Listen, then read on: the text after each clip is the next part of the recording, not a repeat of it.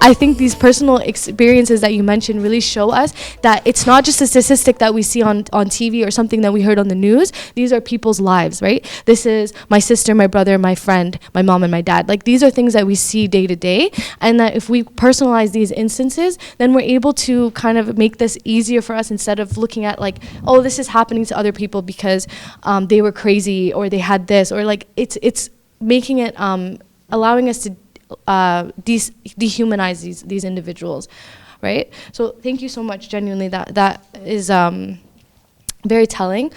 And then I also want to mention the Mental Health Act, right? We did speak about that, and the fact that police are able to detain these individuals. So what would happen if you had a family member that you feel that is experiencing a mental health crisis, right? Maybe you feel unsafe, maybe they are experiencing something. What would you do in this instance? You're going to go towards you're going to call the police if you need help, right? So what happens when they get there, right? You highlighted a number of unfortunate events that have happened, that the police come to protect the people that are there or to de-escalate the situation, and it ends up going the other way, and the people might lose their life in those instances. And one thing I wanted to touch on as well is that addiction is also a portion of mental health, and that many individuals in the Toronto area also experience addiction.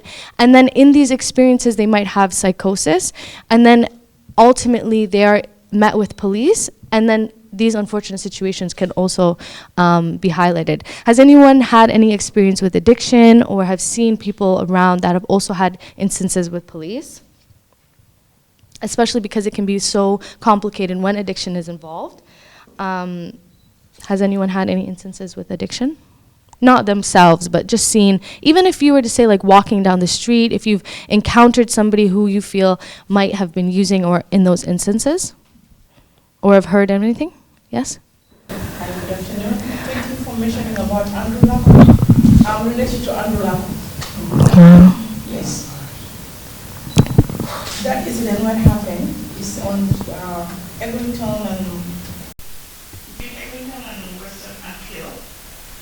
Andrew Lako was going to Japan. And then when they called the police came to investigate anything. When they called, the police just came, took us. After we attending the court, they were saying the lady they one shot Andrew Lako. The court to represent Andrew Lako is the one shot Andrew Lako, but it wasn't. The two police.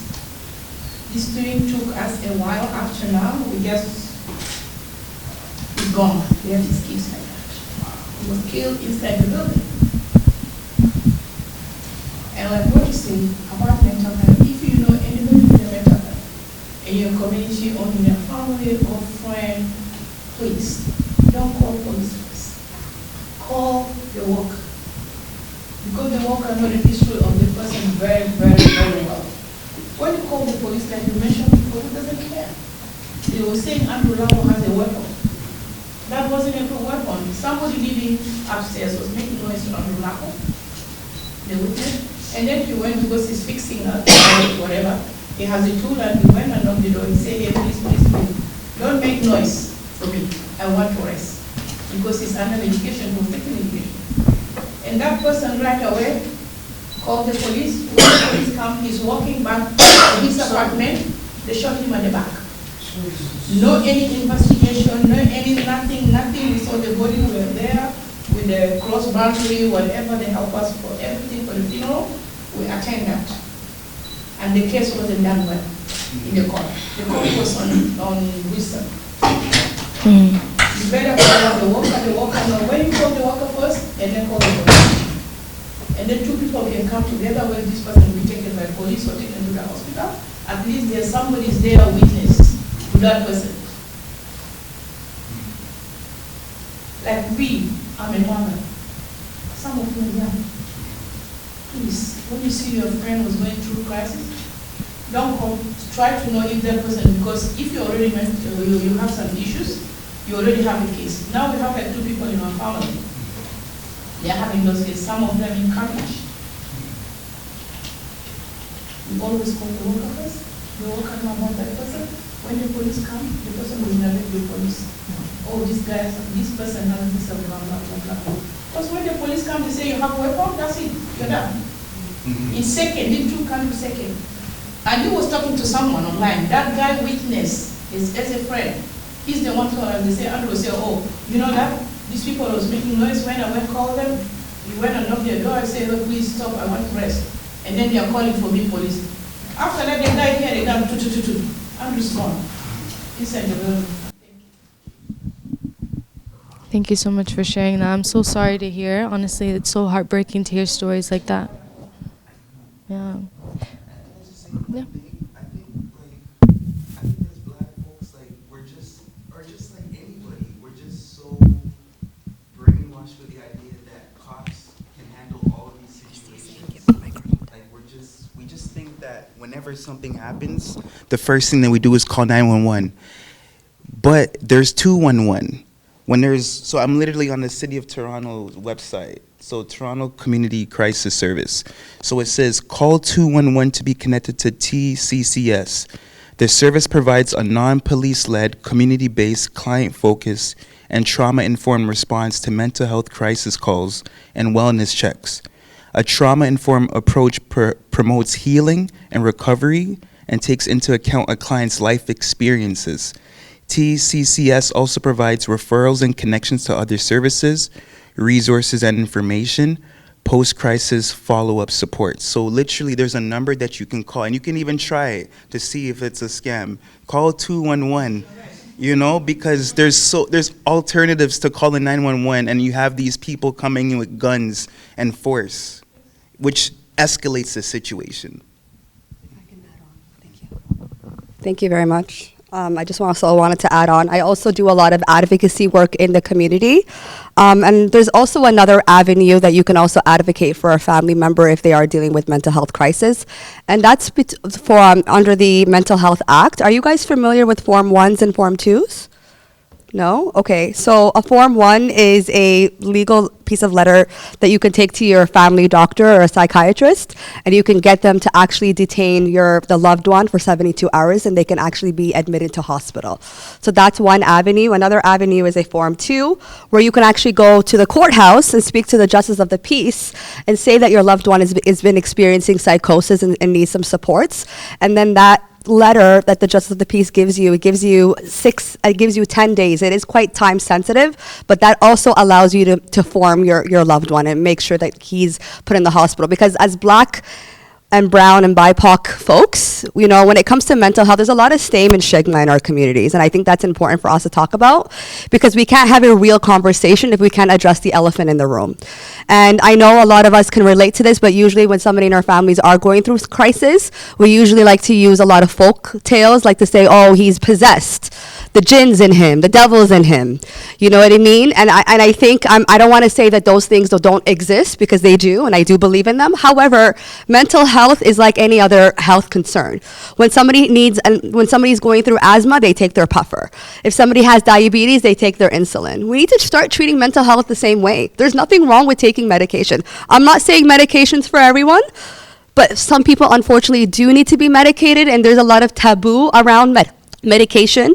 A lot of our, families who are dealing with folks who are dealing with crisis, they don't want to come to the forefront and seek help because they don't want to be labeled. But I think it's important that if we're going to have this conversation, that we need to address things the way they need to be addressed and have sincere conversations about it. Thank you. Thank you. No, this is really good discussion, and I think one thing I remember that you mentioned was you mentioned therapy or meditation as well, and some of the things that we need to focus on are things that happen before police are involved, before the person has a crisis. What are certain things that we can implement in our communities that we're able to do as preventative measures? So one of the things that we focus on at Canadian Mental Health is providing free therapy. So we're able to provide free therapy, so cognitive behavior therapy and dialectical behavior therapy to individuals dealing with mental health and mental illness. But in these situations, a lot of the clients that I work with personally have issues finding therapy that they're able to afford. So now that we've identified that, one of the key issues that we have is that we need to do some breath work. We need to focus on meditation. We need to look at other avenues. When they do seek these meditation, if they do seek these therapy avenues, they're not able to either pay for them, they're expensive, or the lines are really long. So that's one thing that we try to work with on Canadian Mental Health, is to provide this therapy for individuals facing mental illness, so that we're able to work proactively before the crisis event is able to happen, hopefully. And then we're able to also work with police in those instances when they do happen.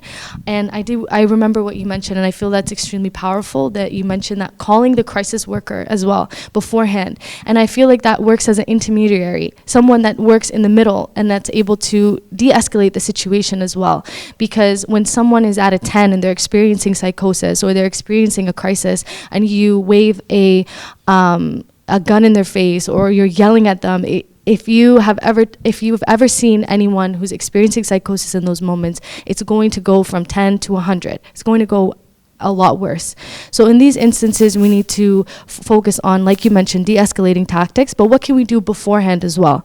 So Timiro actually mentioned something really important, which is stigma in the community. So a lot of the times people don't seek therapy, they don't look for these avenues because they feel that their peers, their mom, their dad, their families are going to reprimand them for looking for these avenues, right? If they are mentioning that they are taking drugs, or they are struggling with substance use and they are experiencing psychosis, where can they go? What can they do? So that as a community is something that we should be working on together to make it easy for us to find these resources, right? Has anyone felt like they've been impacted by stigma in mental health? Like you mentioned, using breath work or meditation. Do you feel like ever it's hard to say that, or do you feel like in the community it's accepted? I think that, now for Channel 5. I think that, so I guess for mental health and just my experience with mental health and talking to my homies, my brethrens, the mandem, I think we're at a different time in society where, like, I will call, like, my homie, I'll call him, and, like, I might say, yo, how is your mental health? You know? So, like, I think, like, that's, like, how I greet folks sometimes. Like, I'm like, how's it going? Like, how's your mental health, you know? And then you ask them, and then, you know, these things start coming up, right? And it's a great way to, like, you know, introduce that, because then, like, maybe they kept so much inside, and then here's an opportunity for them to actually speak on, like, what's on their mind. And then, you know, and then you just feel like such a burden is, like, lifted. So, like, but it is a stigma. Like, I was talking to my cousin the other day, and he got out of a bad relationship. And then he told me months later that it's like, yo, man, I went to therapy, you know? I spoke to my other homie, same thing. I got into a bad relationship, it was bad, and then I had therapy. Yeah. And to this day, he tells me that he's still healing, you know? So I'm happy that they're open with me about, you know, those situations and them getting therapy. But I think that as a community and as a collective, we need to have that mindset of making folks feel like, you know, open to speak to you about these things, you know, because it'll make the biggest difference in the world. Yeah, no, I agree. Thanks, Channel 5. Thank you so much. No, I definitely agree with that. And I think, oh, awesome. To use the mic. Oh, it's heavy. To go off what you said, I don't know, what's your name? Dejamar? That's a nice name. To go off what Dejamar was saying, I do think there is still a lot of stigma within the community. So I'm Jamaican. Yeah. Oh, nice. And what I've realized is whenever I talk to my friends back home compared to the ones that I've made here, it's like night and day, right? Like in Jamaica, mental health is not a thing, at least in majority. It doesn't exist, right? And even my parents, they're immigrants, right? And they spent most of their lives like in Jamaica, so they have that like Jamaican mindset. So I grew up here. So we had a lot of clashes when I was growing up because I was taught to be open with my emotions. And for them, when they were growing up, it was seen as like weakness or something that they shouldn't ever discuss.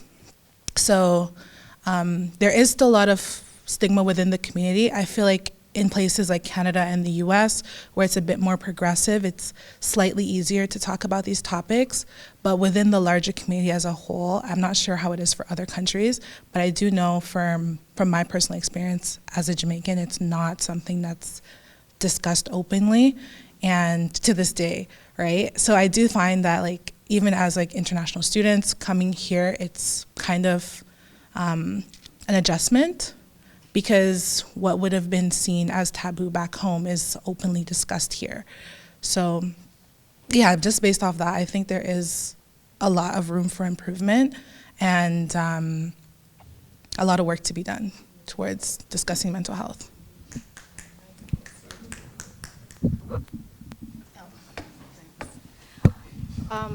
Just to sort of add to everything in the conversation, I just wanted to say also that a lot of the stigma is also still stemming from the home environment because of not having that lived reality of being able to speak freely, regardless of if you were born here or sometimes even coming here as an immigrant or a refugee or whatever your status might have been. It's not conversations that are had within certain cultures. So it makes it a lot more difficult to be open and free to express yourself in that capacity.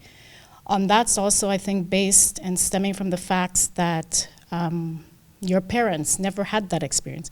They never had the ability to go to their parents and speak freely about certain topics. It was, you follow the rules of the house and you do as you're told.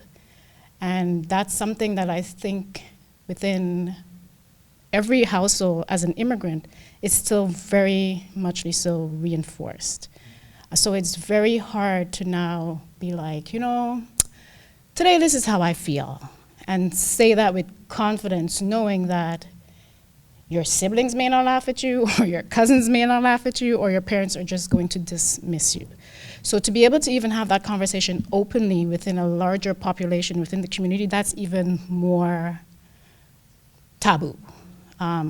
So like, for instance, I worked within a community where I was managing maybe about 160 homes, and I would try to have these types of discussions, and maybe 10, 12 people out of 160 homes might show up, you know? So bringing the topic to the table is one thing, but getting people to fully understand the impact it would have on their day-to-day livelihoods and the future generations to come, that's something else that still also needs to be addressed like properly.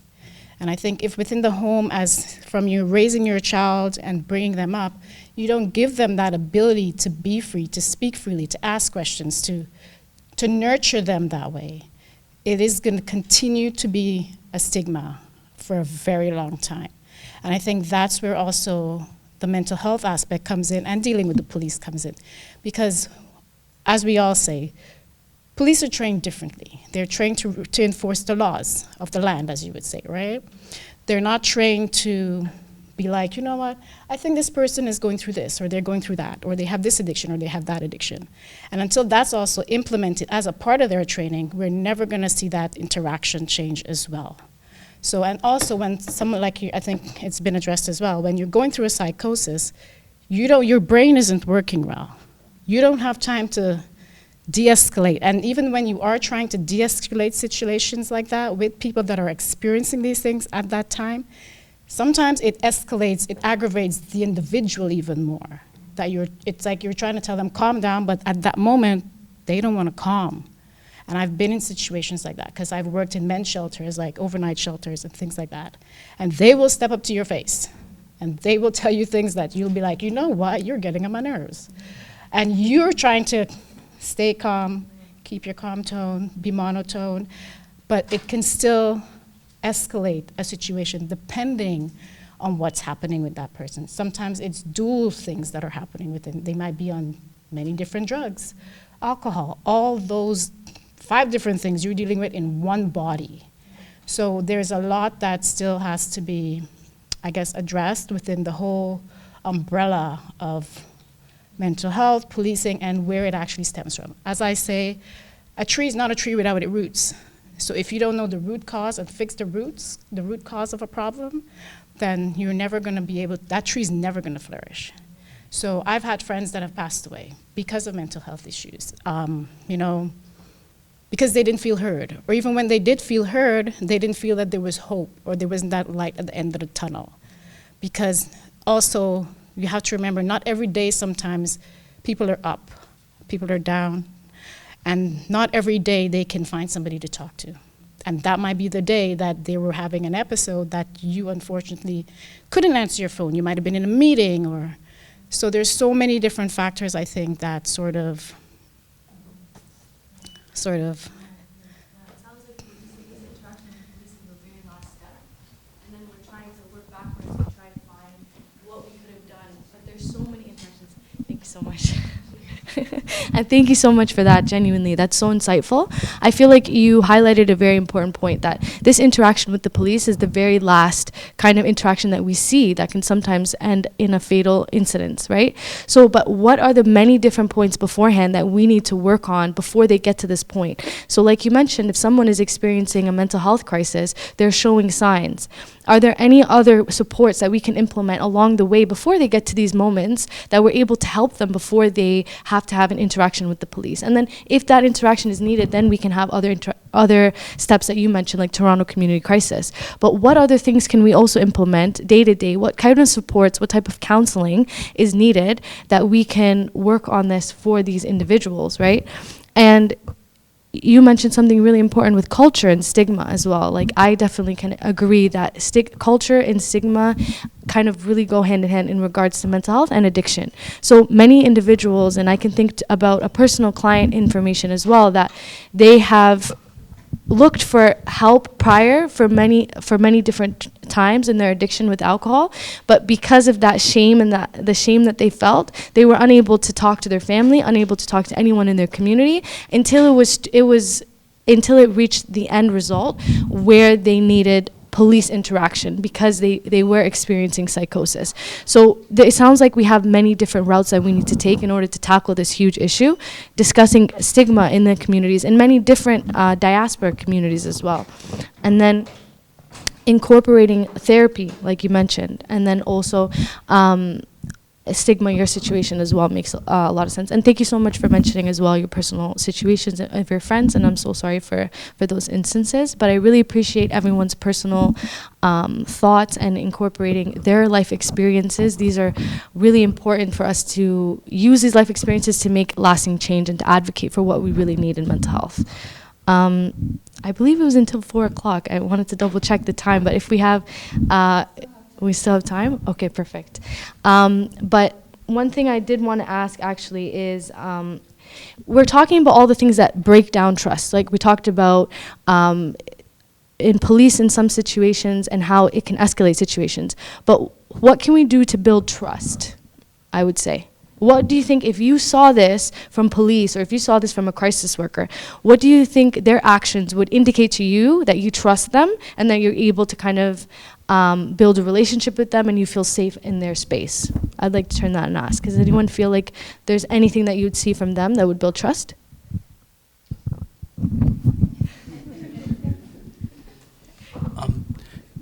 Don't pull out any weapons. No gun, no mace, no baton. As soon as you expose a weapon, then the other person feels threatened and things escalate. So, like, no weapons at all.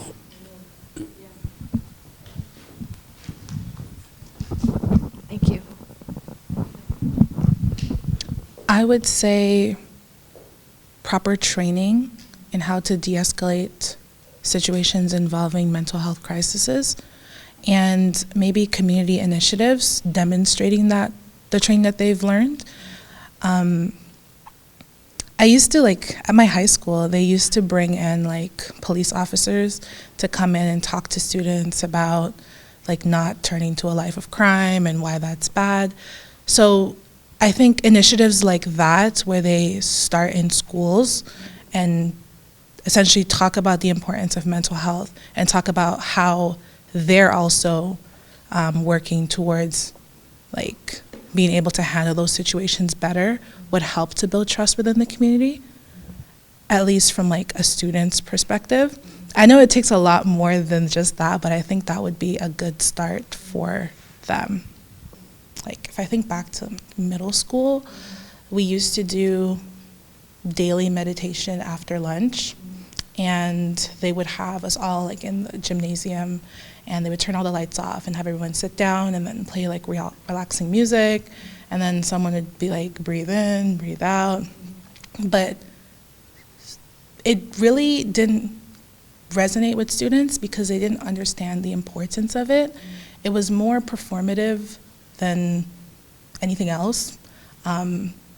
So I feel like most like community programs are just, they're not really effective in the sense because no one really understands why they're there to begin with. It's just like, oh, hey, we have programs on mental health, but you're not telling me why it's important for me or like what benefits it has for me. It's just that you have this program. So I find that most of those programs are like a miss with students because they just don't want to waste time with something that they don't think is important.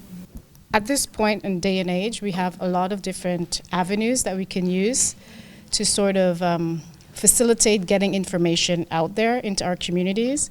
And as we've all know and as we've all discussed, the stigma of being present. So nobody wants to be seen. Nobody wants to go out and be like, oh yeah, you went to this mental health program. What's wrong with you? Are you sick? Like, you know, it's just that. So sometimes I don't think it's that people don't know the programs are there, but like you've mentioned, they're just too embarrassed to show up. So sometimes it starts as simple as, you know, having the elders in the community do it. People that they trust, start that way. Small groups. And I sort of have this little saying that I go with. Rome wasn't built in a day. So you start with one brick and you keep layering. So I think that's how it starts. So just have small groups and then you make it a thing. Like even going for walks, having, you know, Saturday walk night from between this hour and this hour. And within those walks you have conversations, like you're doing like meditation. There are different ways to do it. Like I do group walks sometimes, and you know, within the walk, like you have a little briefing in the beginning, and you say, you know, on this walk, be mindful of this. Listen to the water, or listen to the sounds. Tell me what you observed. So it's sort of putting people in an environment where they're being more mindful within that journey and with every step that they take. So there's little things like that. And then I find overall, because I've facilitated a few groups in that way, you see more people come out to be more involved. And it's simply as also keep reinforcing it. Because sometimes you start something, you don't see your numbers show up, and then you yourself just gives up. And when you start to give up, so it's like, promote your outreach more. Outreach, I find, in a lot of these communities are not being promoted in the way that they should be, because even when the staff is there, because I used to do also summer programs, most of the staff would just sit inside. Oh, it's too hot outside. Well, guess what? It's summer. This is what we're gonna do, like, you know, and that's how you got numbers to start to show up to program, because the kids are inside, because they're also thinking it's hot outside. But guess what? Where we're taking you, have AC too. You know, so, and when you get kids involved too from a young age, they go home and they tell the family. So it becomes a thing. And I think that way you can get more people involved. And being real about the conversations, like you were saying. I used to send out emails. During COVID time, we had to adapt. So that way it opened up a lot more room to promote things in a different way that got parents to respond, got families involved. Because, you know, you'd see parents walking by going, what are you, like, making sure they're on that program, or they'll come and they'll chat with you too. How are you doing? Because, so I think that was a way of opening a lot of doors, this COVID thing, to be honest. So continuing on that route of using technology for what it is and what it has become and the role it's playing within our society, I think can bridge a lot that's sort of happening right now within the mental health area as well, because I don't know about you, but even the men I dealt with and the women I've dealt with that have various addictions, everybody has a phone, and they're always on it. And they do communicate. Like right now, I'm a part of a group where it's women that have various forms of addiction. And everybody is now, they're communicating, and the group has built from 2 people to like almost 60 now, within like maybe 2 weeks, because we keep adding members, just to say it's a safe space to do whatever you want to do. Like, you know, speak freely. If you get up this morning and you're having a bad episode, talk about it.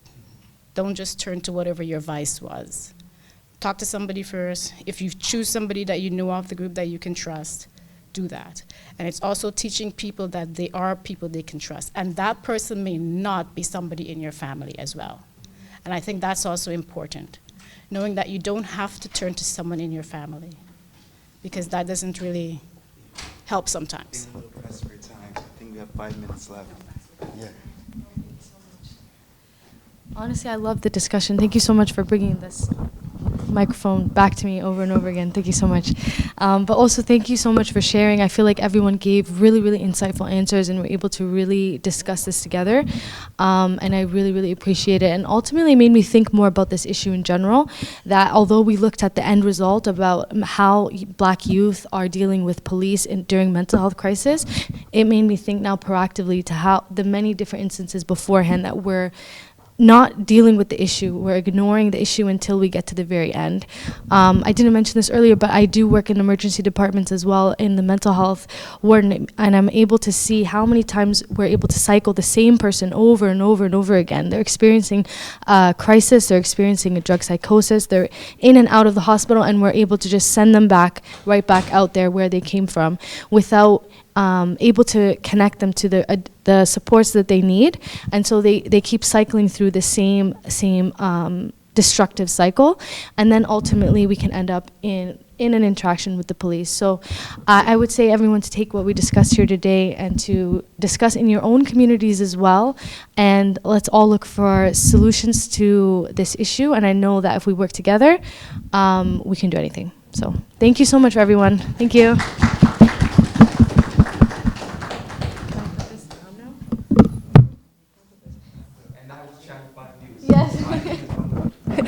Yeah. Don't they say back to you? They go, back to you, buddy, or something. I know we're done, but I think he had a point he wanted to raise. Even though we're officially done, I like to make sure everybody has a chance to say. Would you like yes? I'm so sorry.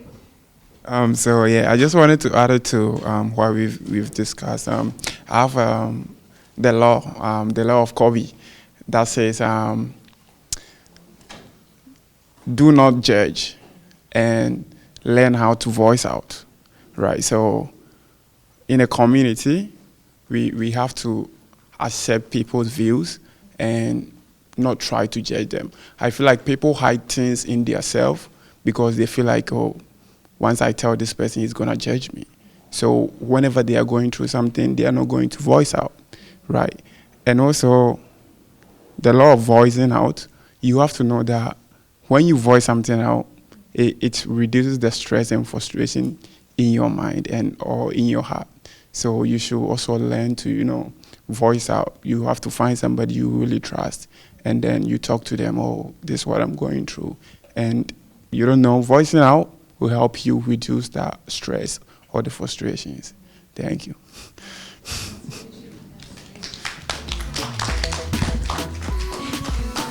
Thank you so much. All right, thank you, everybody.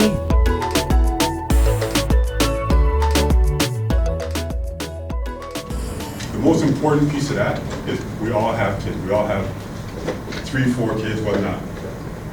That mentality, when I go and visit them, their kids have the same mentality, right? Because what you learn from home is, we teach our kids, right? So we're fighting these different generations of bad blood between our community and us in uniform. And it doesn't matter if we're black in uniform or white in uniform or brown in uniform. It's the uniform itself, right? So they were like real vets. And they were like, what are you doing, what are you doing, what are you doing? And I said, you know what? After growing up and decades of seeing all this and talking to a couple of buddies who were actually in policing, I was like, yo, you know what? I think I can make a difference. I think I can do something different, right? Because I was already in the community. Like I was already doing a lot of stuff in the community. I had a men's group in Malvern that I was running. I was coaching at Durham College, you know, again, young black men.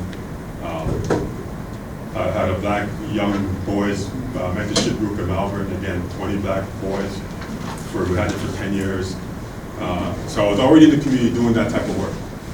And I saw the trade-off of leaving that, coming into Toronto Police as an opportunity to make a difference. And it's been 13 years, and I think I've made some positive changes. You know, it might be minute to some, but it's big to others, right? I was telling my friend back there, Wayne, this morning of an incident that I had a couple of years ago, and it's just negative. It's just negative perceptions of policing. I was having I was working at Woodbine Park doing Afrofest like 6 years ago. So I'm doing Afrofest and I'm just chilling in uniform, and 5 intelligent young men come walking up to me. They're actually from York University. And I saw the way they were coming up, and they were coming up to me with this gait, and I'm like, oh, here comes trouble. Not that I was afraid, but I know where the conversation was going. But I was like, okay, this is gonna be a good conversation. And they came up to me, and right off the top, they were like, can I ask you a question? And I'm like, yep, sure, shoot. I'm like, question, why are you a sellout? I said, what? They said, why are you a sellout? I said, what makes you think I'm a sellout? They're like, look at you. You're wearing that uniform, you're a sellout. I said, why do you think I'm a sellout? I said, well, police does this, police does that. They hate us, they do. And I'm like, okay. I said, name an organization in Canada. I said, name anything. I think they said Microsoft or Google. I said, do you think everybody in Google is good people? Right? I said, no matter where you go, I don't care if it's working for LG, working for Sears, working for the Bay, working for, don't matter, pick a corporate structure. There's going to be good people, there's going to be bad people. For the most part, majority of people are going to be good. But we're defined by the 1 or 2 or 3 or 4 idiots that make the news and do negative things, right? And this is they're the leading cause of, disparity and so forth. Yes, there's a lot of different things. There's our race-based data shows that, I'm not going to get into all of that, but it shows that there's a lot of disparities when it comes to policing in certain neighborhoods, right? But that's all we got to. But going back to that conversation with those young men, what I told them is, and they were very articulate, all young York University graduates. You guys are very articulate. They're explaining themselves very well. I said, "What's your point? What change are you going to make?" And they said, "What do you mean?" I said, "Well, I saw an opportunity. I said the exact same thing you're saying years ago, and my change was I came in. From within, I can make changes. From outside, what are we doing? Right? If you're outside, you can make a change by connecting with officers and working together, which is big, it's huge. This is like my community work right now. It's all about that, connecting with the right people and helping us to collectively make changes, right? But for the most part, if you want to make real change, like not real change, but like if you want to make a inside change, join. And this is not a recruiting effort here, but this is a really good job. I joined at 45. I'll tell you quickly, I was playing ball in France years ago. in '96. When I came back from playing ball in France, my boy was like, yo, let's be a police officer. I was like, oh, hell no. I'm not doing any more policing. I was like, no. I was 20-something years old. I was like, no, I'm not doing that. I joined, he joined Durham. I joined Toronto 2012. He did 17 years before me. He's retired now. Right? He's retired now, but the changes that the opportunity we can do if we work together is amazing.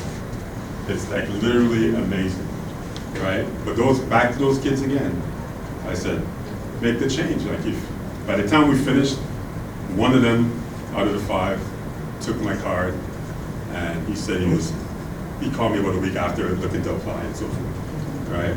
So he didn't end up going through the first time, but we lost connection after that. But at least he made some kind of effort in doing this thing. But I got part of that story too. I tell them, I said, one of the biggest problems with our community, and the divide is so huge, that we're missing out on opportunities. Like right here, in this uniform, there's a couple of other officers in here. The opportunities are amazing. Financially, it's amazing. Financially, from a base level, our new contract, I think it's going to be like $127,000 before overtime, before anything in a couple of years. 127 for a job where all you need is high school diploma. How does that work? Right? Mind you, for us, we have to do more than high school diploma. But there's a lot of opportunities. But financially, it's there. From a pension standpoint, it's amazing. From benefit standpoint, it's amazing, right? You can build generational wealth, right?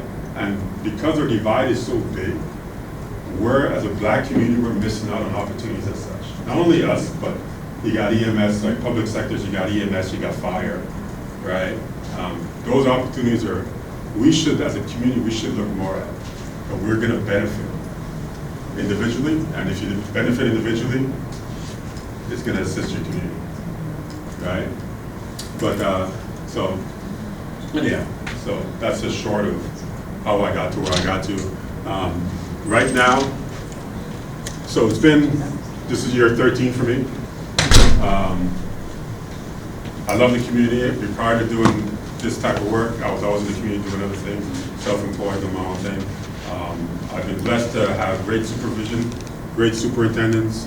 I've been a school resource officer, I've been a crew officer, I've been an NCO officer, and currently, since the last, I think June was 2 years, now the Black Liaison Officer for Toronto Police. So my mandate is basically to assist Toronto Police in building the bridge, the ties between our community and Toronto Police. It's tough, because it's a lot of work. Because what people don't understand is how big our community is. I'm Trini, and I have more of a Caribbean feel. My African brothers and sisters, there's a lot for me to learn, right? There's like 50-something African countries. Everybody's represented in Toronto. There's like, 17 Caribbean islands, and Ghana, they still consider themselves an island. But there's so much, there's like almost 70-something black nations that all represented in Toronto, and you have one officer trying to build the bridge for everybody. It's kind of hard, so you got to pick your walk and try to do your best. But there's so much we can do. But with that being said, I always say the old adage, what do you call it? It takes a village, right? And it goes back to the efforts of us working together. And even beyond that, I think it's even important before that is collectively as a group, as black folk, we need to work together. Like, let's take the Toronto Police out of this. From a black standpoint, I did a little political for you, but from a black standpoint, we want police in the intersection to be better, but before we do that, collectively as a black community, we need to work better together, right? But we're all fighting for the same thing, but we're all fighting individually, right? When I coach basketball, I used to tell my team, collectively, you know, punch a hole in the wall with this, unless you're Bruce Lee or something, you know, but you can do it with this, right? So we need to do a lot better as a community, from Ghanaian community, Nigerian to Trinidad, Jamaican, whatnot. We need to do better. Caribbean got to intersect with the African got to intersect with the Caribbean, and we got to do better. And once we do that, then I think we'll create a better space. As of right now, again, Black Liaison Officer, it's been 2 years and a bit. It's been a great run so far. I hope I got many years of it keeping. And this is about doing change inside as opposed to just standing outside. Some of the things that I've been able to accomplish with help, you know, no man is alone, but 2 years ago, and this would have never happened if the right people didn't come inside. But 2 years ago, we were successful in having TPS raised the first time the Pan-African flag through a Black History Month. And they flew it for the entire month, right? Roseanne and myself, we had a lot to do. Roseanne really helping with that as well. She's a co-worker of mine here, right? Again, I don't stand alone. It's always help. I'm always standing on somebody's shoulders or pulling somebody up, or somebody's pulling me up, right? So that was like opportunity of the right people being inside and making changes, right? This year, we flew for Emancipation Day. We petitioned. Again, it was a fight, Roseanne. We had last year, it didn't work out. This year, we were able to push it, and the chief made the change, and we, for Emancipation Day, August 1st, that was the first time Toronto Police really recognized Emancipation Day publicly, and we flew a Pan-African flag, right? Sorry, what's CRU and what's NCO?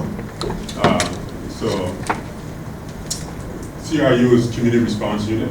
So those are the guys who, they don't exist anymore, now it's just NCO, but those are the guys you'll see in the bikes, riding on the shorts and so forth within the community, and walking and trying to shake hands and collectively do stuff for the community. Sometimes they do programs. Thank you, John, good question. I tend to use acronyms and forgetting that not everybody is in this circle, all right? So now that doesn't exist anymore. Now they've got to NCO. So NCO is Neighborhood Community Officer. So that's Neighborhood Community Officer program.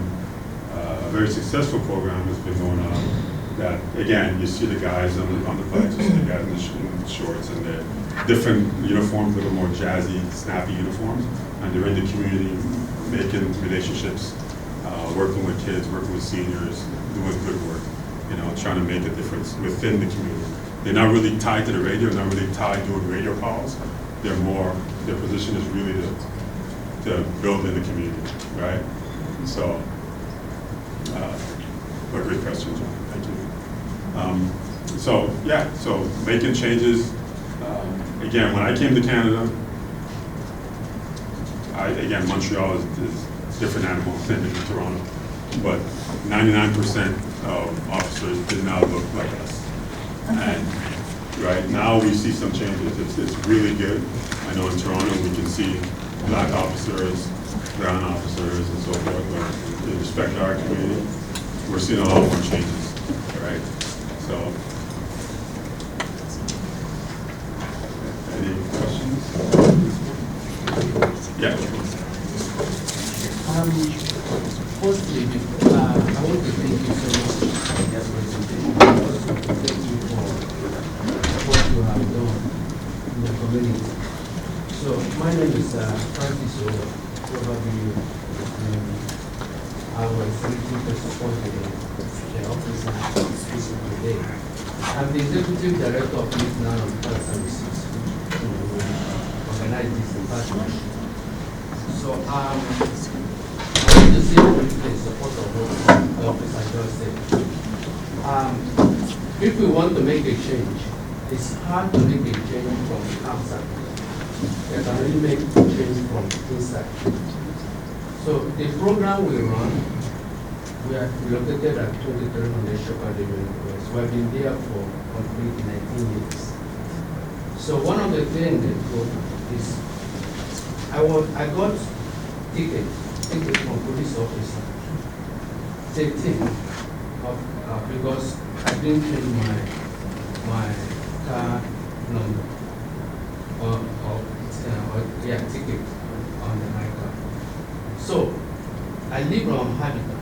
Either I go from Western Road on Finch, or I come to my office. So every morning, the police officer either wait for me at the close to my office, or wait for me on Western Road and give me a ticket. And then one of the days, I went to do my laundry. The police officer was there waiting for me at the laundry. And when I finished, he came and followed me and gave me a ticket. So then that was the day. I got 13 tickets from one police officer. Before I looked at it, I realized that there was one police officer that gave me the tickets. So now we changed our program, where we've encouraged the kids in our program to get into this force. Because I told them clear that we can't make a change from outside, we can only make a change from inside. We want our people there. And then most of our funds we get the grants. Our major sponsors, we take one division. And then we work in partnership with them. And they said, oh, how do you work with police officers? And at the starting stage, most of the funders thought that I'm police informant. So then they take me along all this question, we work the police, with the guys come to the program and so on and so forth. I said, yes, they will come. That we want to build a community where we will be part of what is happening, that's what the officer just said. And then we continue. If you go to our website, we will have this pretended saying, one was there, January 2nd, who was at 23rd, one was at 31 division. And then we play basketball. And then I took the kids in our program to the chief office downtown. And then we started to work with the police officers. They come to our camp, we play soccer, we play basketball, and also they do bring people to us and to the kids in the program. Today, anything we do, they are part and parcel of the program. And then I have made it clear to the community we support. I'm not police informant, but I believe that we can make a change by being involved to the police officers, have our kids right inside there. And that's how we can build, and that's how we can make the community. So, in all our programs, as I said, they are part and parcel of the program. And on most cases, I have been in community gathering like this. Sometimes most of my people are against me because I have a different mindset, like what he said.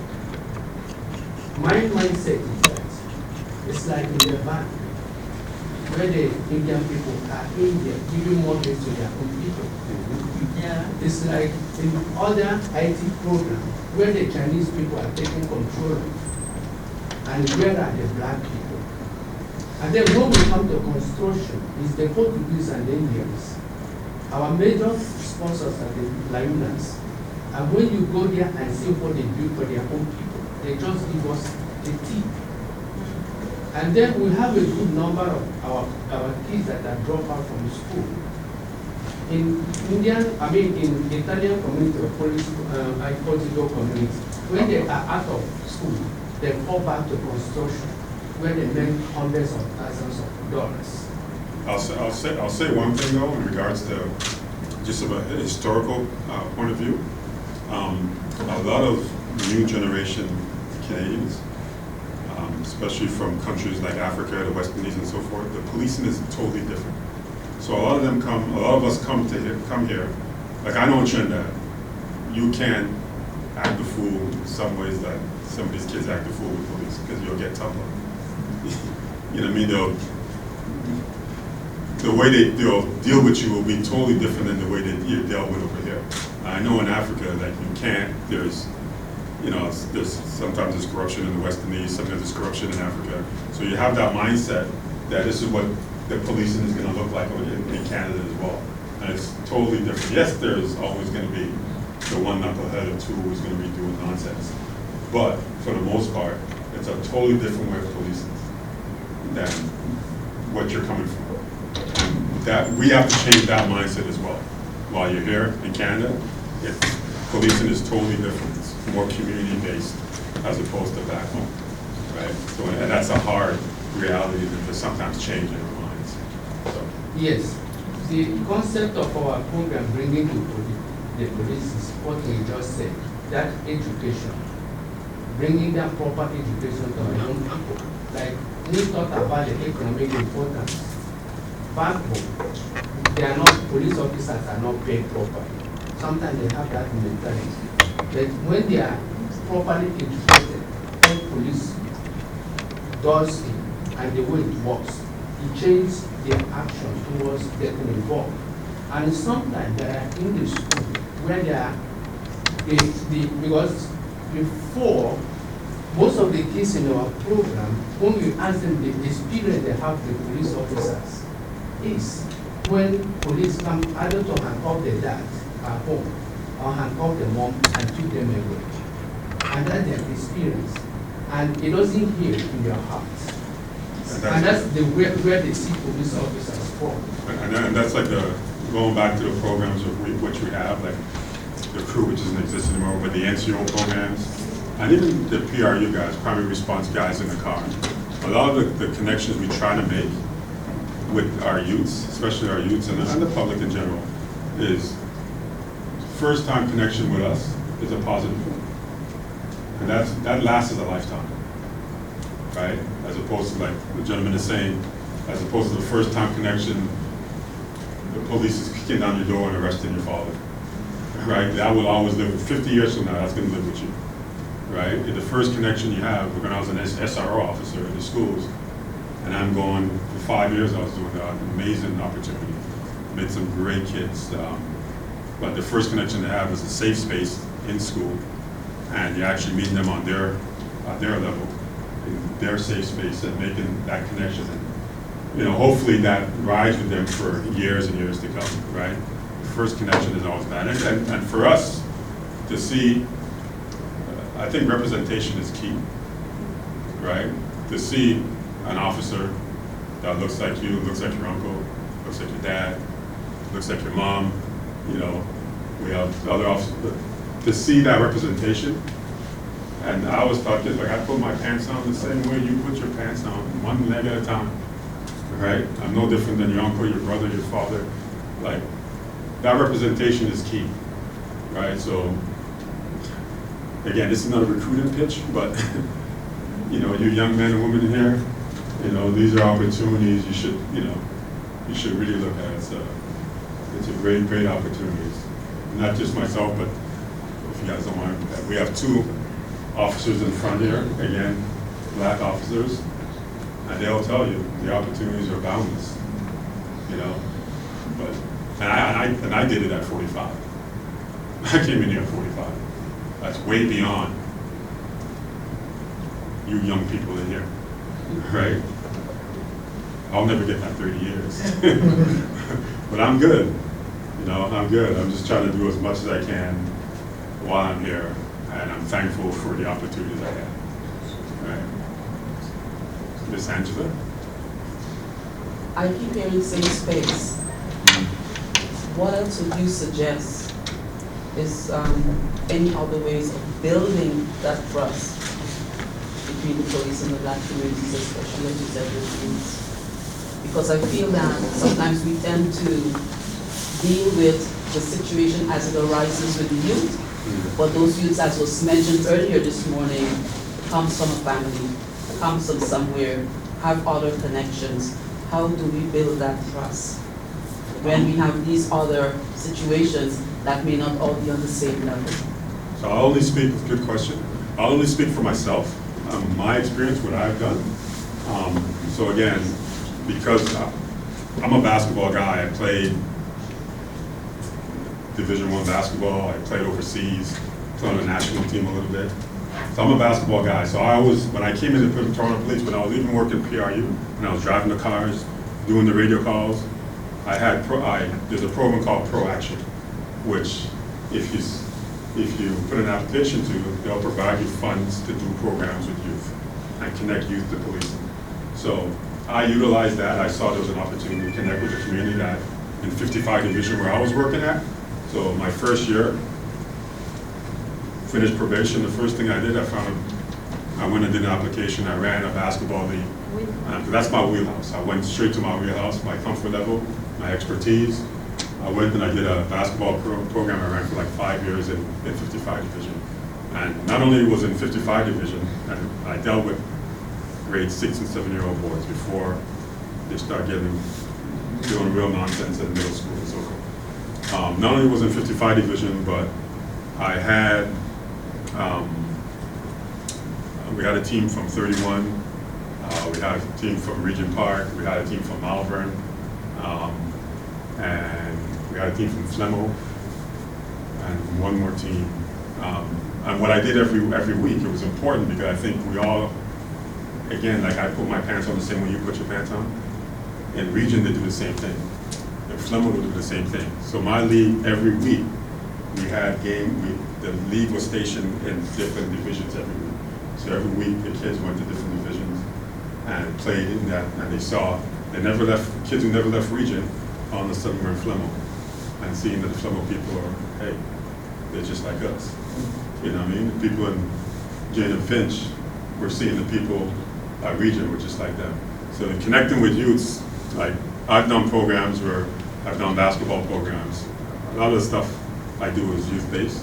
So, and again, just speaking for myself, I've done basketball programs. I had a talent show, I call it 55 Got Talent, where I had high school kids for 2 years come on me. It was like, that talent, what's that talent show? I just kind of copied that whole talent thing. We had kids from different schools come and perform. We had singers, dancers, kids who played different instruments. And then we took them to different experience. At the end of it all, we took them to see a play at the Merritt Center, right? So we give them a different experience. I built skills trades, just showing our young black people that how important skills trades are, right? There's a lot of opportunities in skills trades. So last year I created a symposium, one-day symposium with skills trades with our young black youth. Last year again, I created another program, our first responders program, where I invited, not only was the Toronto Police, but I invited EMS, so that's paramedics, and I invited fire, and I invited border securities as well. And we had a one-day symposium for young black youth again. The beauty about my title is Black Liaison Officer. I love my black people. I love my black community. So everything I do is just focused on us. So nobody can tell me I'm skirting this, I'm doing this. I'm just focused on us, right? So I've done those things. We just finished a great project with Yates. I think did Yates present here? Yeah. So I just did a great project with Yates students. A 3-month project. We just finished the editing. But what that was I wanted to introduce our young black kids to the film sector, right? Because not enough of us is behind the camera, and not enough of us is in front of the camera. So for 3 months, we ran that. Every Thursday for 2 hours, I had industry experts who looked like them. Representation is key. And we had them, like 1 week we did screenwriting. 1 week we had camera experts come in and show them how to work cameras from your basic, like digital to big movie cameras. Next week we had lighting. Next week we had editing. And at the end of it, we created I wrote up a public service, youth anti-violence PSA, public service announcement that the kids who participated, they acted in. And those same industry specialists, experts, we made a PSA, we made a public service announcement with these same kids. So these are some of the stuff, just speaking for myself, that I think it's important to focus on the kids. And that's, for me, that's how I connect, you know, with our community, especially our kids. It might just be moving that one sand at a time on that big beach, but I don't care. It's not moving it one sand at a time, right? I don't have to move a mountain, but I just gotta move one sand at a time. I think I'm better for it, because every time I do one of these programs, I'm learning a lot from these kids. I'm a father of 3, you know.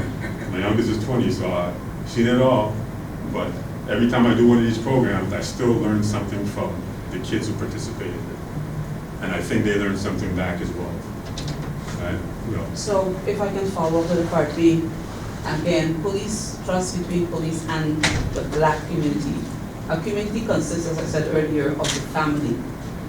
How do we can help the youths, but if we don't help the parents who don't quite understand, how do we bring them forward into the circle? Well, this work is not, again, I'll go back to something I said earlier, it takes a village, right? There's a lot of people who are like-minded, like myself. I know there's 2 right in front, right there. I know there's 3 right here. I know there's 4 right there, because these people I work with, right? And we're all in different spaces. And we all have to collectively get together. It takes a village. And I may connect with the kids. You may have a different rapport with the parents through your programs, right? Right now I'm doing something with, I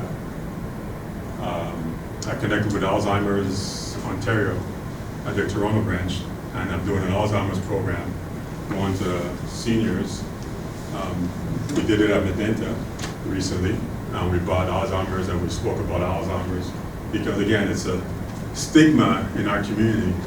You know, we don't talk about mental health. We don't talk about Alzheimer's is not mental health, but we don't talk about certain things in our community. So I wanted to bring those things forward to our community. So, you know, it's as much as I like to focus on kids. Answer a good question. The family consists of, you know, parents, grandparents, and so forth. Grandparents get left off a lot, right? Because especially with Alzheimer's, they kind of lose it. You just kind of waiting for them to go, right? So try to refocus on this. But I know it literally takes a village.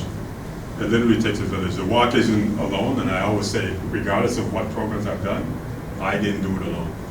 I've done it with Medenta. I've done it with Roseanne over here, right? Angela, we've done work with, Angela works for, Citizen Works with volunteers with our BCC, our Black Chiefs Community Consultative Committee.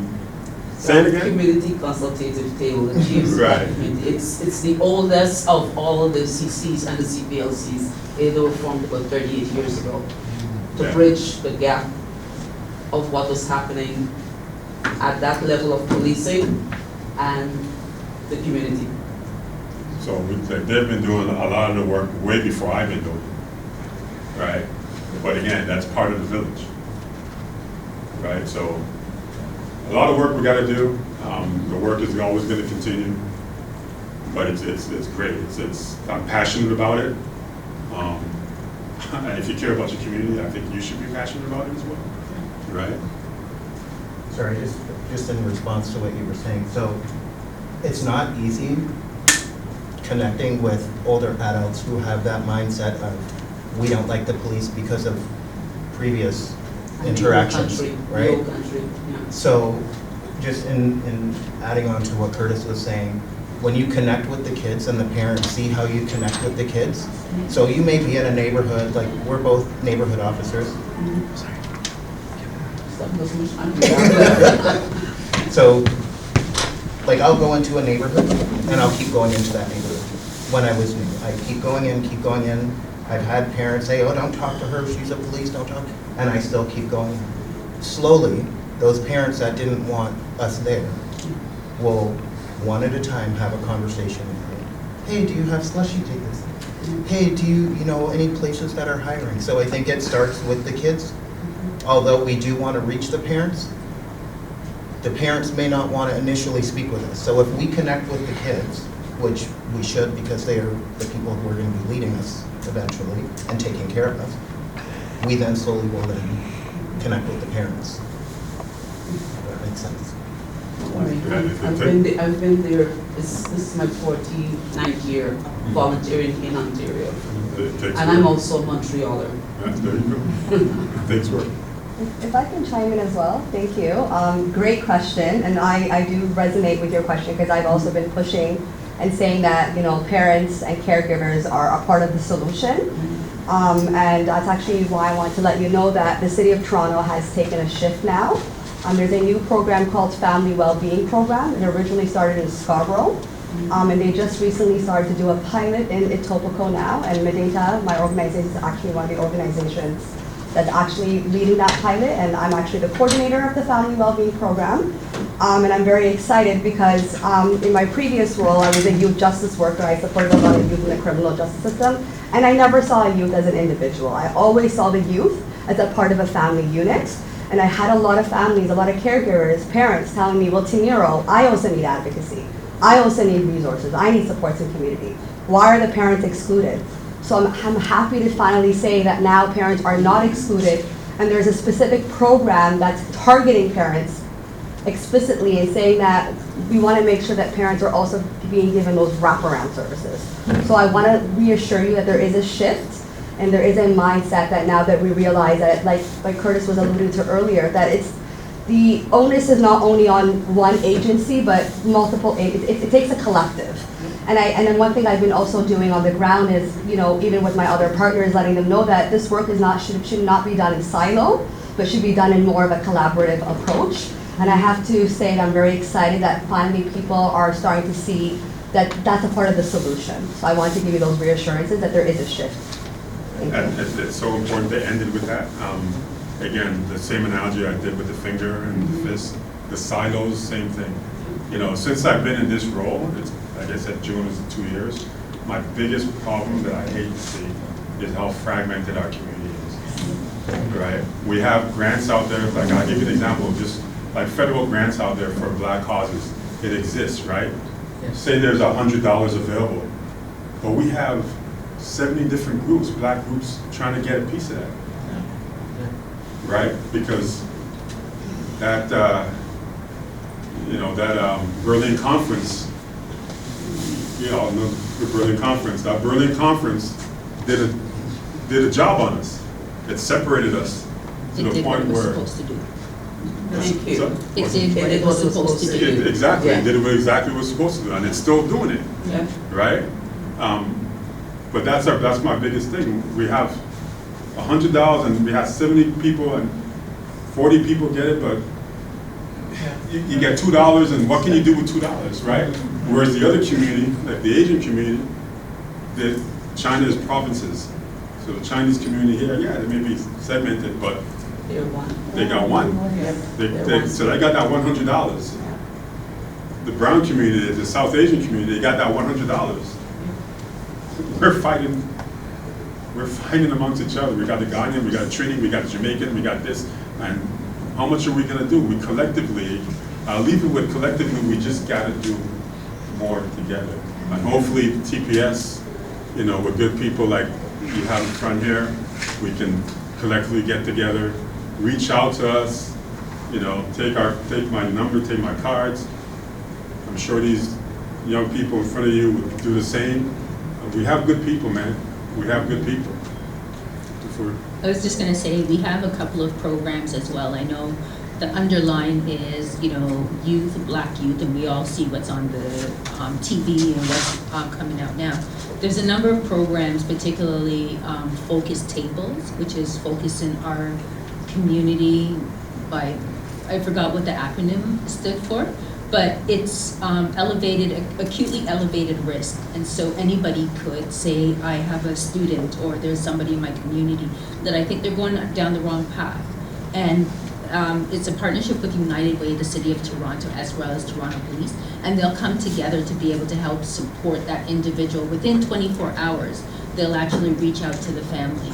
I think there's also our SAFE-TO, which is a 10-year plan that's starting to look at gun violence, youth violence, community violence, and we work together with the City of Toronto as well as with the Solicitor General to be able to start addressing some of those issues, that it isn't just saying, oh, well, this black child or these youth are doing this, but understanding that there's a larger system that is using these black bodies to be able to do what it is that they can do. And some of the times our kids are making choices based on financial needs, sometimes because of belonging, sometimes just being able to get that respect that they might not be able to get in school or even from their parents, and being able to get some clout from that. And so there are ways and there are programs that the City of Toronto, through their crisis response, as well as other programs, are helping to be able to address it and not just look at the criminalization part. And I know at times, because TPS usually is the one in uniform that is usually standing there, some of the times it's not necessarily the uniform that's doing it, but somebody has called and somebody has said that this person has done this. And some of the times, you know, when people are doing things that they shouldn't be doing, unfortunately the law is the law, and there's nothing, even as a black person, that we can do. But how do we help the family? How do we help the wraparound? And like programs like YACE does an incredible job. So YACE is the Youth Association for Academics and Athletics, Academics, and Character Education, YAAAC. But they help to support, and we actually do a lot of referral to that organization so that they can help the families as well as the youth in that space. And we know that people make wrong decisions, and we can actually help them to get into a right place. Just because they've made that wrong decision, it doesn't mean that's who they are. But thank you, y'all. Appreciate you. One last thing before I go, look out for, I have a program that I'm trying to put in place right now. I'll be leaning on these fine people in front, but it's a mentorship program where I'm going to try to connect our youth again, who are skirting that line or getting in trouble, to connect with police officers and mentors. All right, that's coming in the future. So, all right, well, thank you. Appreciate your time.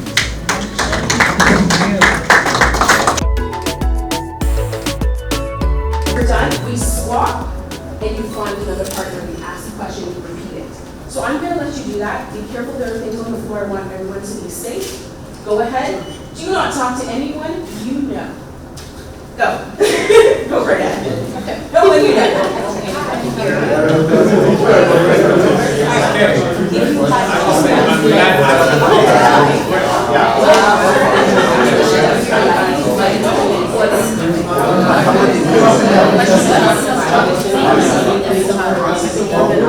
How will I spend my time?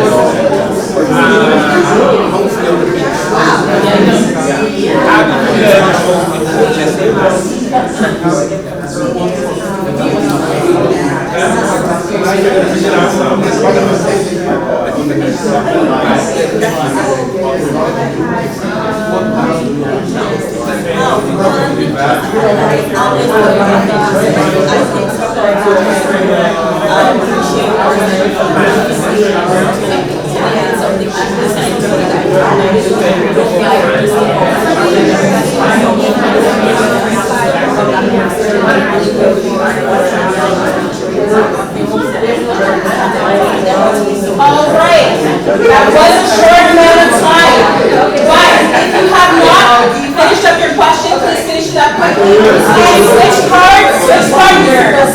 Switch cards, switch partners. That's your part. Sign in for partner.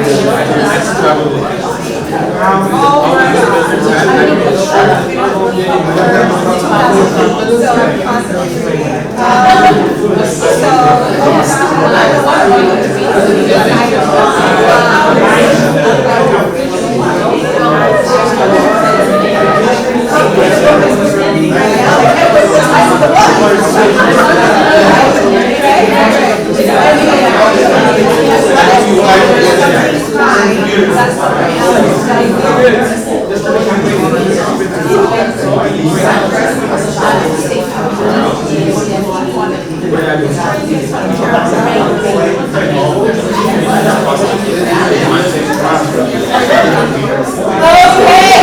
you. We are done. Conversations are too good. I'm going to ask if you can please take your seats.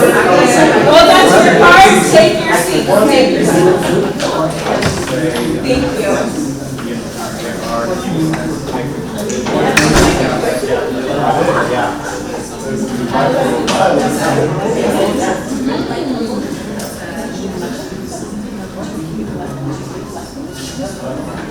All right, perfect. So I'm going to have those cards collected in a bit, and we're going to move on. I'm just going to wait for. This is what conversation does. It opens up different pathways, right? It opens up different pathways. All right.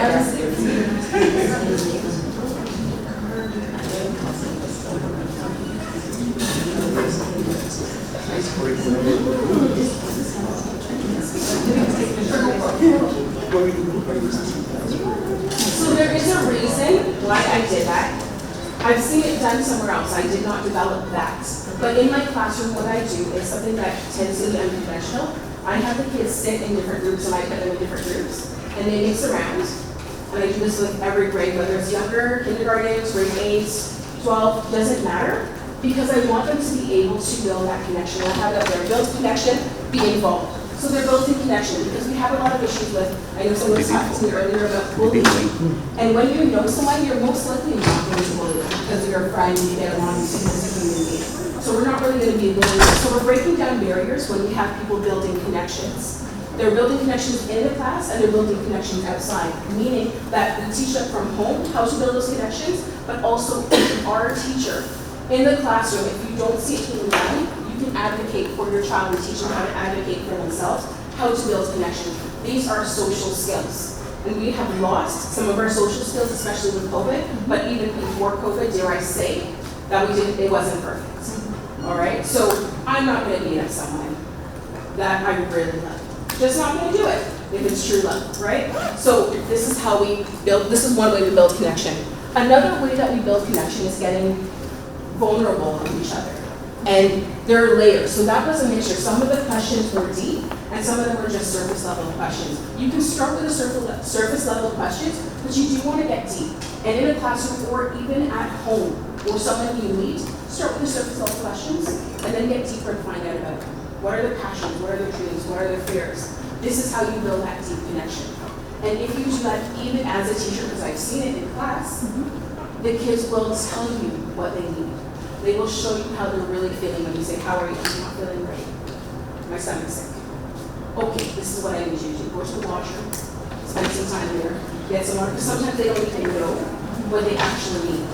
So as teachers, and anywhere you like, there's a seat right here, seat right there. I'm not trying to hold this, so I'm going to put it right here. All right? So this is what you do. You help them figure out what they need. And there's another seat there or there. Build connection. Okay, so we're going to move on for a bit. No, we're not going to move on. We're going to go back. For your children, the youth as well, make sure you know who their friends are. It's not on here. I see your face, Mom. That's where I got it from. Yep. I had to get rid of many friends because they weren't friends and they were leading me down the wrong path. Make sure they are choosing those right friends. And I'm getting hot and I'm going to be sweating and everything because I'm really feeling this. They say you are part of pretty much the 5 people they hang out with. Whether that's true or not, if you go into a store, because I have with friends, and they're stealing, and I'm with them, what happens? So I knew, because I saw, I'm like, oh, we're not supposed to be doing that. I can't be associated with that. So I left. They got caught. But that's what I'm saying, just because I'm associated with them. So it starts when they're young. Know your child's parents. Okay? Know your child's friends' parents. Because when you do, you see a lot more than you see when they're, oh, hi, hello, how are you? So and so. There's more to that. So you want to know that and build a connection. I'm going to go a little bit faster. Self-reflection. You want them to reflect on themselves. How do they feel? Why do they feel this way? What decisions do they need to make? What is the right decision for them if you are a parent? Okay. All right. So put up your hand if you know children. If you know someone else's child. Okay. Put up your hand if you can talk to a youth. Put up your hand if you're a youth. Put up your hand if you're a youth who can talk to other youth. Okay, so that's pretty much everybody here, right?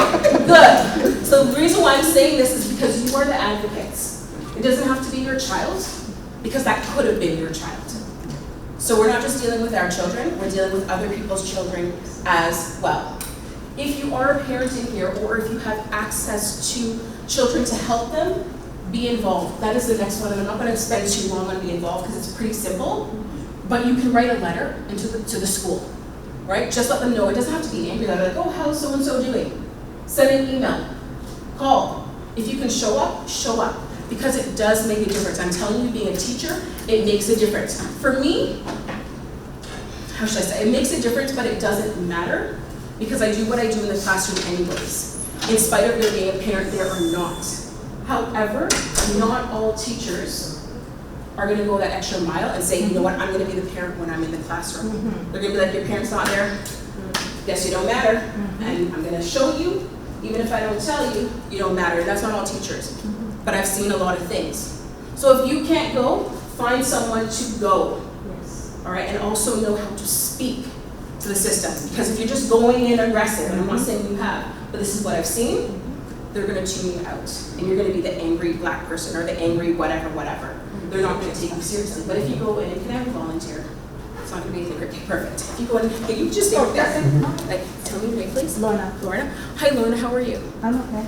Yeah. Okay, I'm glad you're okay. I just wanted to talk to you about something because my son was saying so and so, and I was just wondering if I could get your perspective on it. How do you feel? Oh. Hi. How are you?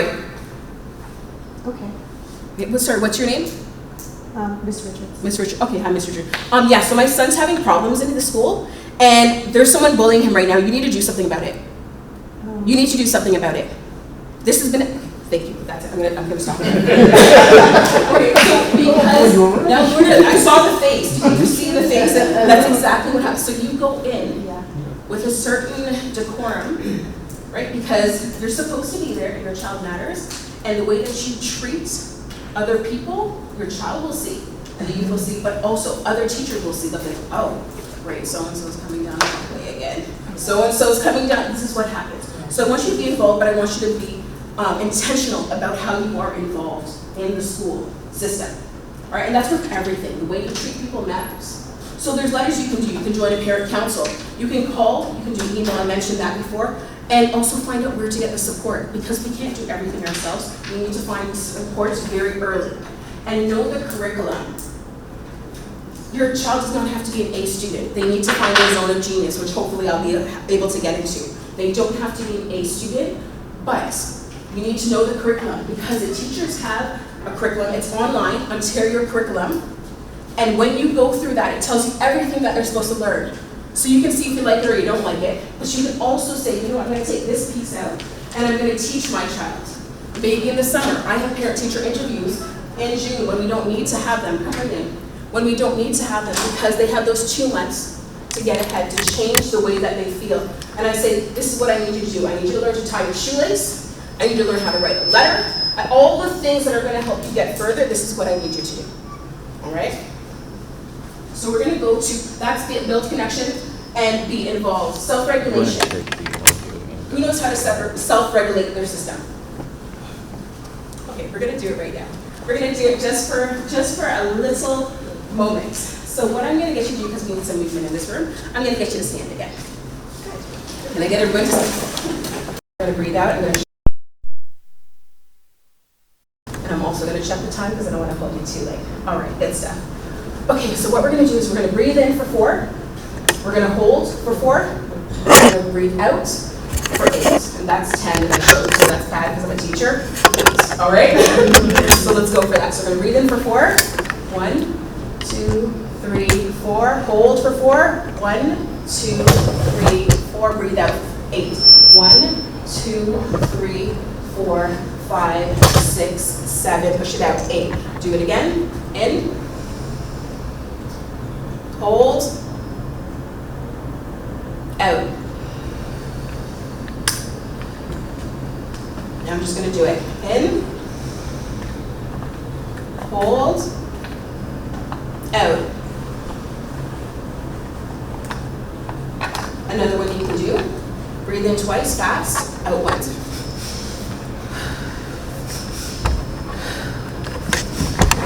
That's only one way. There are tons of ways you can self-regulate. That is one way, right? But you can show them this. And what did it cost you? Did it cost anyone anything?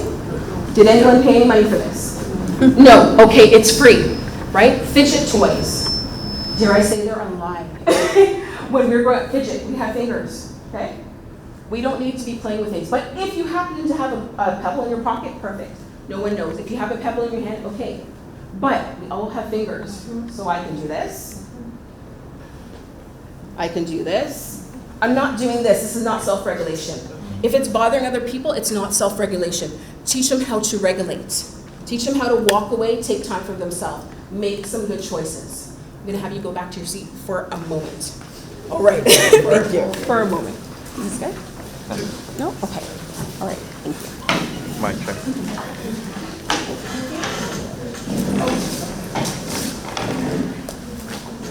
So affirmations are important. Affirmations are important. So I will show this picture around. I'll get in trouble for it, but I'm still going to show it. Really quick. You know who the last person I'm going to show this, right?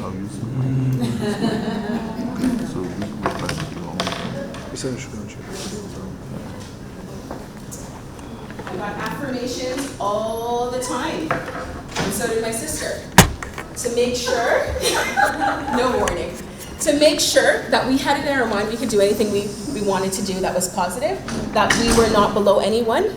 Every time we were going to school, we got affirmations. So no one could tell me anything about, oh, I'm not going to be something, because my mom already told me that I'm going to be something. All right? And it didn't have to be my mom. It could be a friend who's telling you. Right now, as I'm doing my own business, my sister is my CMO, my chief motivating officer. Because it's some days I'm like, I can do this.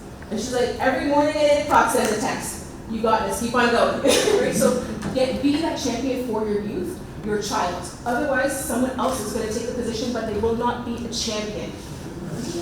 You're lucky if you get one. We're hoping to get one, but someone else will fill the space.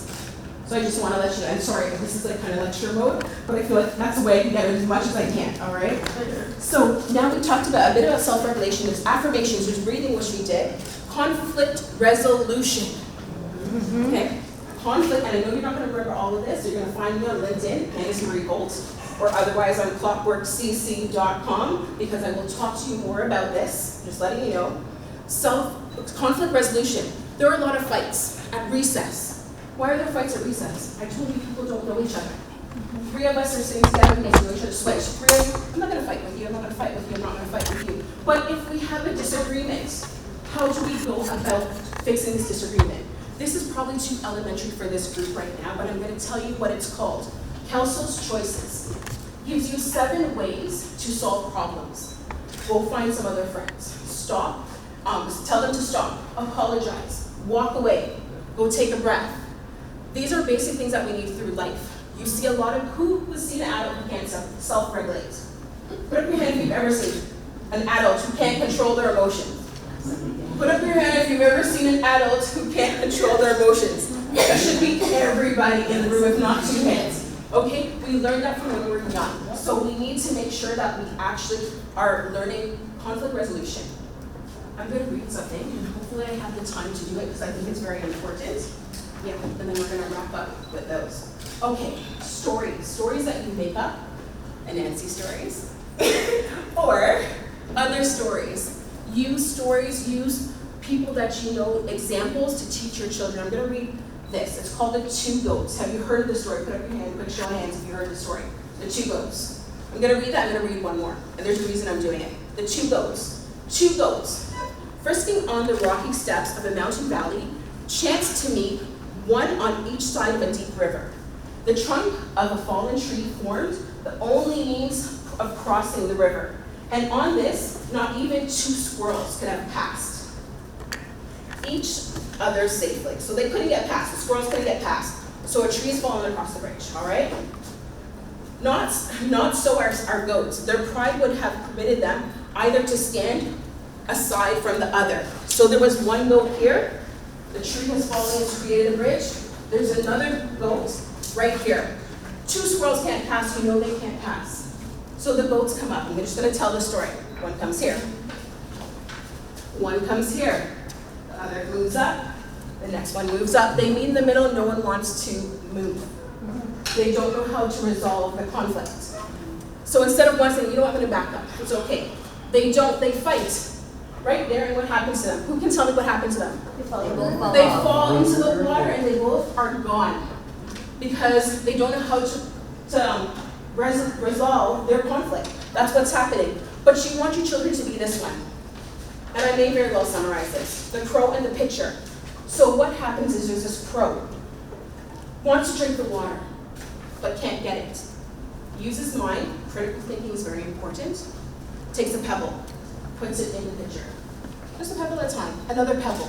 Keeps on doing that until the water rises because the child is using, the crow is using their brain, and then can drink the water. Teach your child, teach the youth to be that crow. How else can they solve their problems? How else can they make it? Done. Okay, next. I have a lot, but we're not going to go through all of it. Okay. Dressing. In schools, the dressing is they're allowing a lot of things that show a lot of skin. I don't know if you know, we wear crop tops, all these other things. The way a child dresses matters. It matters because there's a lot of sexuality in the schools. I'm not even touching that today. A lot of sexuality in the schools. So that is not appropriate, period. And the next thing too is also the way they feel and the way that people treat them. So I might feel good in my crop top and my little short shorts and I'm going into a classroom and I get treated a certain way because that's what I'm wearing. The way you dress matters. I'm not saying you have to buy expensive clothes, but whatever you have, make sure it's clean if you can, put it together and walk in confidence. Not being proud, in confidence. There's a difference, all right? Advocacy, you're gonna advocate for them, but they're gonna advocate for themselves because you're gonna teach them, all right? I need a volunteer. Okay.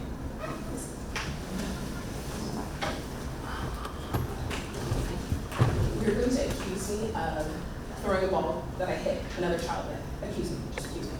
Why'd you hit the other kid? Why did you throw the ball? I didn't throw the ball. Did you know I didn't throw the ball? Sorry, I should have warned you for that. It's gonna happen now. Okay, but it's gonna be just okay. Why'd you hit the kid? Why'd you throw the ball? First of all, I didn't throw the ball. I wasn't even there. So did you ask any other people? No. Well, it's not even really that you asked me. It's more so about the tone that you had.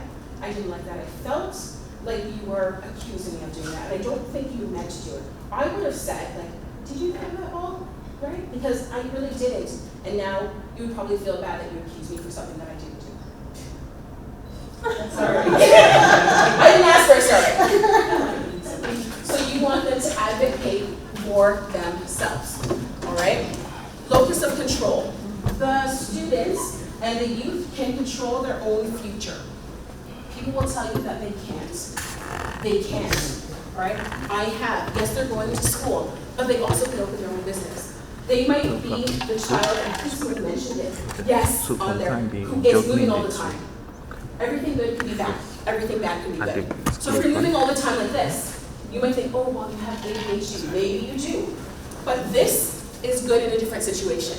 Maybe I'm supposed to be a dancer, right? Or maybe I'm supposed to be playing football like I did, right? So use that, but tell them where and when. Show them where and when to do certain things. Because in class, when you're screaming, it's not appropriate.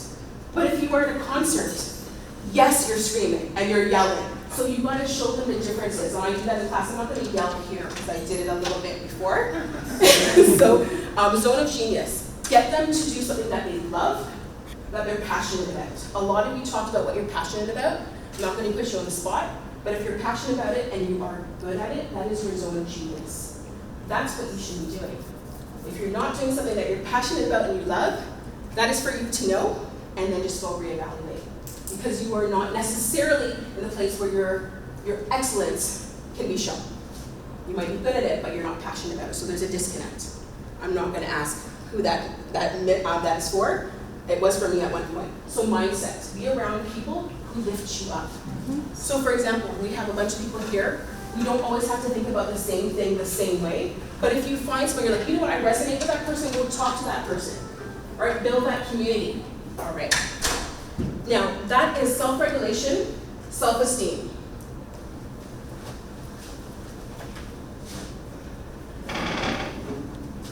Can I give 2 people these balloons? All right, I need one more person. One more person for the balloon? Is everyone afraid of me? Yes. Okay, there it is. Okay, this is the self-esteem. All right there. I am going to pop this balloon. Okay, one person can do this. Oh, it's a tough. Some of them are tough. Okay, her balloon is popped. Her self-esteem is popped. It may never come back if no one intervenes. Okay, I'm going to ask you. Sometimes the child will rebound and they'll be like, you know what? I can do this. Don't worry about it. You know what? You can do it. Some teachers, there. You can't do it. You can't do it. How many times is that child going to get their balloon popped and still have self-esteem? But if you keep on pushing and countering that and intercepting, she'll be like, no, someone's fighting for me. Who are you fighting for? Who are you fighting for? Do you know one person that you're fighting for? I'm not going to ask who, I just want you to think about it. Who are you fighting for? Who are you going to be helping? Thank you. And to wrap up, high empowerment and high expectations. Okay. Put up your hand if you think we should have high expectations for our students, for our youth. Put it way up. I want you to be proud if you think so. High expectations, okay. All right. A problem in the school system is we don't have high enough expectations. Now, there are expectations that are way too high, but there are expectations that are not high enough. If someone punches someone in the face, and I'm just telling you what I see, but because they're impoverished and they're black, we're going to say, you know what? It's okay, don't worry about it, because you have a tough background. Yes. They go outside and they do the same thing. What happens? There are constant injustices happening in the school system. I know I'm going to get in trouble for this, but it is true because this child should have a consequence. Now, what that consequence is, we'll talk about it, and you can actually deal with that in the classroom as well. Just saying, there's other ways. But if you let them get away with this, because that's what you're doing, they will go out and not know any better because you did not teach them any better. And I'm not saying, when I say you, I don't mean you, but I mean you will see this in the system. This is what is happening. Oh, because of this reason or because that. No, yes, you have this happening to you. Yes, you may have a single parent. Yes, yes, yes, and yes. But, like, what is it, Mufasa said to Simba, right? Know who you are. You gotta know who you are. You gotta tell that child, this is who you are. This is where you come from. This is what you can do. So why are you putting yourself down here? Why are you putting yourself down here? You're supposed to be up here and there are high standards for you. And you're going to meet them because you can. And I'm gonna support you through this. So there's that. I'm just going to check this. Okay. So I need about 3 more minutes.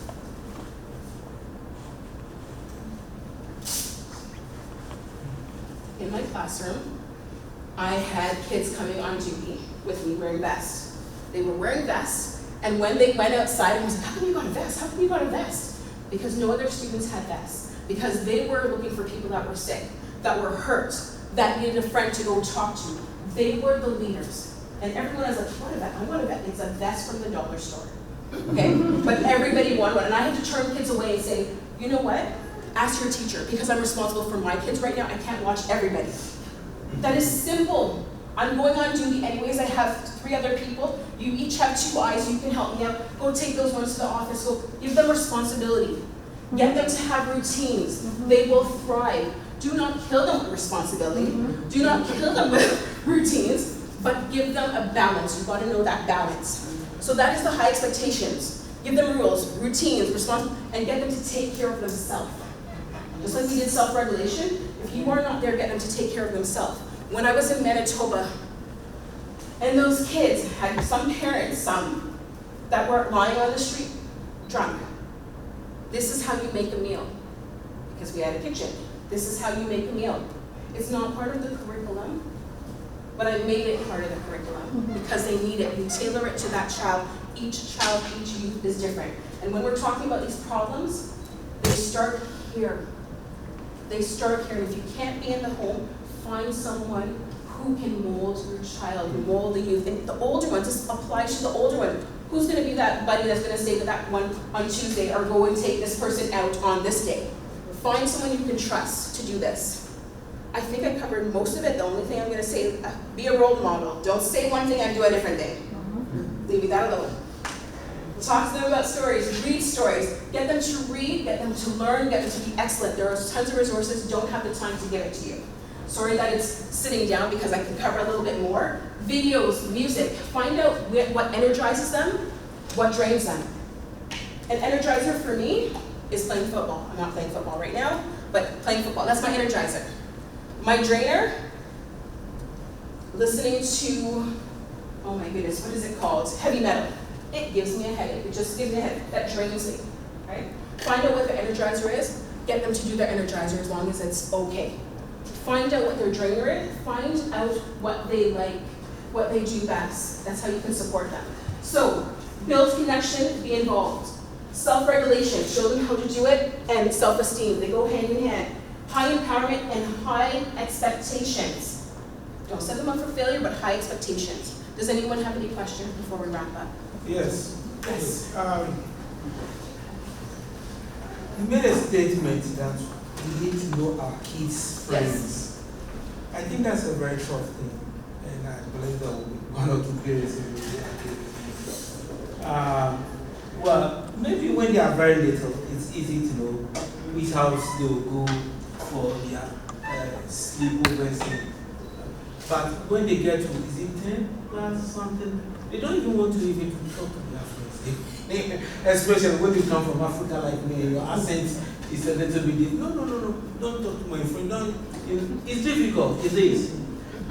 Yes, and I do truly agree that the environment in which we raise our children do have a huge impact on them. I'll tell you a story, short, just 2 minutes.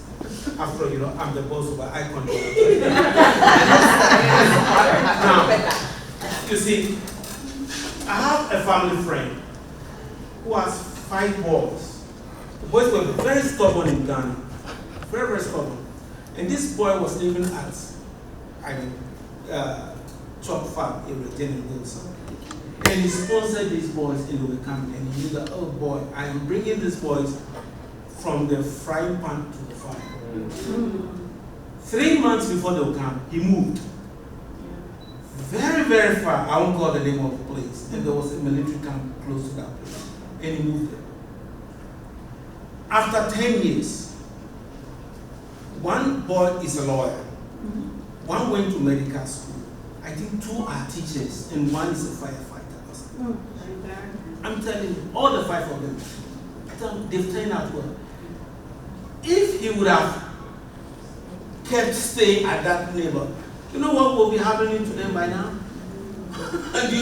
So I think we, the parents, also do have a huge responsibility.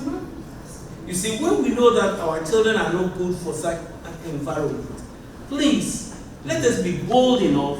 It might be costly, but let's be bold and let us take that step and move out from that particular neighborhood. Sure.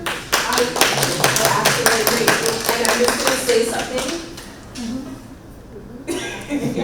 My mom, one of her professions, yes, I'm going to do it, is a real estate agent. I'm going to get in trouble for this afterwards. So, if you don't see me back here, you know why.